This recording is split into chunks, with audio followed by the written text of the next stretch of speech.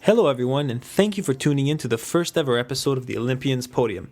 My name is Joseph Polossifakis. I'm your host and an Olympian who competed for Canada in the sport of saber fencing at the Rio 2016 Olympics.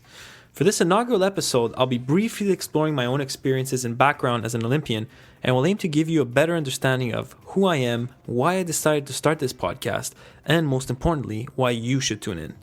The main format of the show going forward will be me interviewing another Olympian or Paralympian with whom I'll be exchanging ideas with.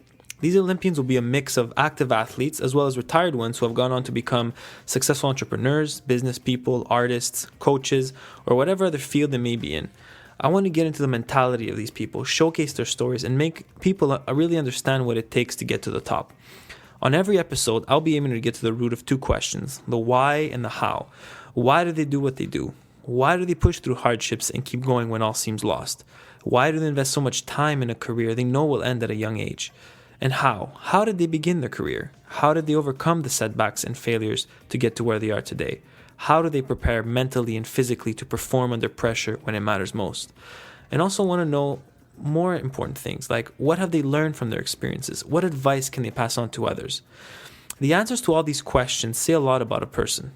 And I realized from my own experiences that there are so many different types of people who become Olympians, because I think there are often myths and preconceived notions of what an Olympian is or should be. And that's mainly because we only get a glimpse of most of them every 4 years for a 3-week window. But apart from talking about a handful of Olympians before the games, we overlook many of their stories and rarely talk about issues they face, such as lack of funding, major injuries, sport organization politics, depression, self-doubt, the difficulties